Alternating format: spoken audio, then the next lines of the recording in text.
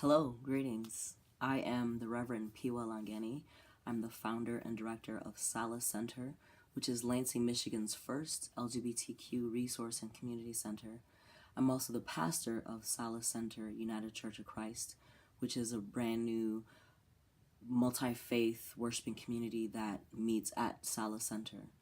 And I'd love to invite you into the viewing of this film, which I found was pretty profound. I really enjoyed the multi journeys of one kind of growing into himself and another exploring what it means to be loving and supportive, and going through her own kind of transformation.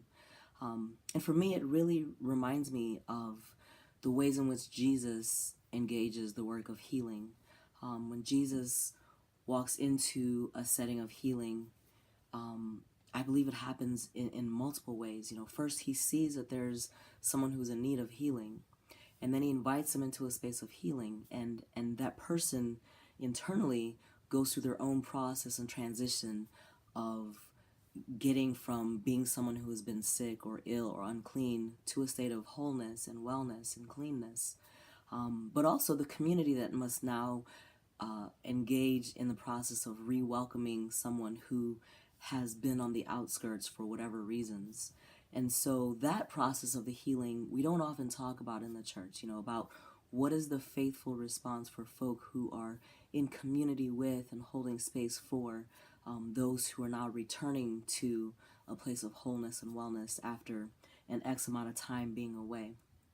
And this is kind of how I see the two main characters of this film, both the son and the mother, who are engaging in a very tangible way the multiple aspects of one who seeks healing, but also for the community to be able to hold them. I think it's really essential, especially for people of faith, to be mindful of these different layers of the work of healing, to truly be people who are followers of Christ, who claim to be like Jesus. Then one of the things that we really need to do then is to engage even the work of healing on this multidimensional level, to be able to first discern that there are people who are hurting, who are in need of healing, to be able to see how it is that society is pushing folk to the margins, but then to both participate in the work of healing, to bring folk from the margins into the center, to be able to bring them into a place of wholeness, to deal with whatever specific needs they have. And I think as people of faith in this time and age, then the last piece of that is then to move through to the point of how then do we as folk who proclaim Christ, as folk who believe in the power of healing, to respond to the fact that healing has occurred or will occur or is occurring. So then how must we be as a people who desire the wholeness and well-being for all folk? How are we showing up for the people who are at different levels and stages of their own healing? So whether they're early in their transition or have found new family and people to bring them into a space of wholeness, how are we choosing to be as people of faith? Are we going to be on the side of maintaining doctrine and tradition at the cost of those that we've been called to be healers with and for? Or do we choose that messy middle space of renegotiating what it means to do and be church, to be able to come in and really hold space for and with people who are seeking the healing that we proclaim to share? And I think that is one of the things that we can find kind of woven into this film. We can see very clear consequences of choosing the latter, of not being into this in the messy space of engaging wholeness and healing. But that, one, we don't always get it right away, but the desire to be in a space of healing and bringing that about, I think, really truly has some prophetic and profound elements to it.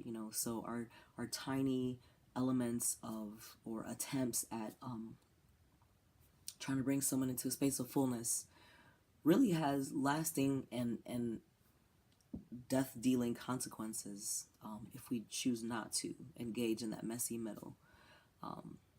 So yeah, I think that's really essential. One of the things, for me at least, that kind of rose up as a theme in this film, just how choosing to engage in that messy middle, figuring it out as we go, committing to the relationships and the wholeness and the wellness, really truly does have the capacity and the ability to do that deep healing that's necessary. I think also one of the things that was missing for me is representation, especially for people of color who are in the queer communities. We aren't very visible in places of power or even, in these kinds of films. I think this one is absolutely essential, and I'm glad that it was made, and it's necessary, and I would absolutely recommend it to people.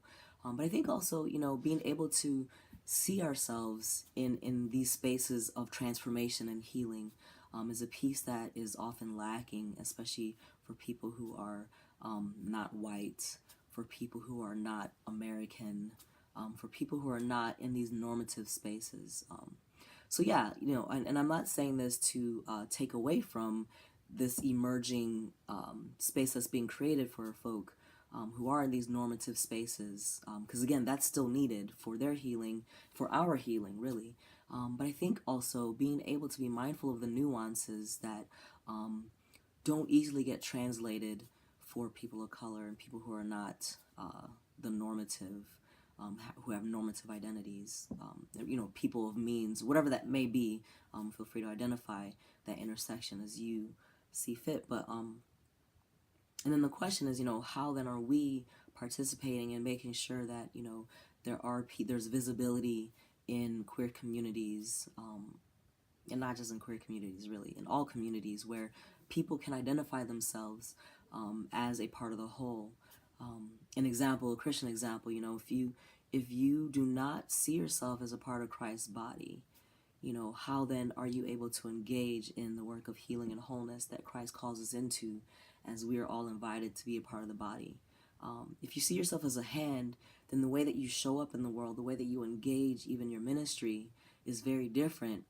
But if you see yourself as something completely different and not of the body, how then can you be a part in a way that you believe it, in a way that you can actively engage and respond and be in that work of Christ?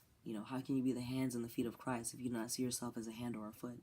And I think that's an essential piece too, that again, is kind of spoken about in the film, and that there isn't much visibility for people who are trans and queer in the ways that are expressed in the film.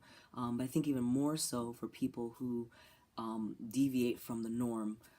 There's even less representation and even higher stakes and risk factors. Even statistically, trans women of color, for example, are the most at risk of anyone of violence and death than anyone in the queer communities as they're listed. So I genuinely thank you for your commitment to coming into the messy middle to try to figure out, what it means to be the hands and feet of Christ, what it means to be radical in your ministry, in your welcome of those who are not easily located in the center of society right now, but to truly reach out into the margins, to bring people into the center in a way that brings about life and healing and wholeness.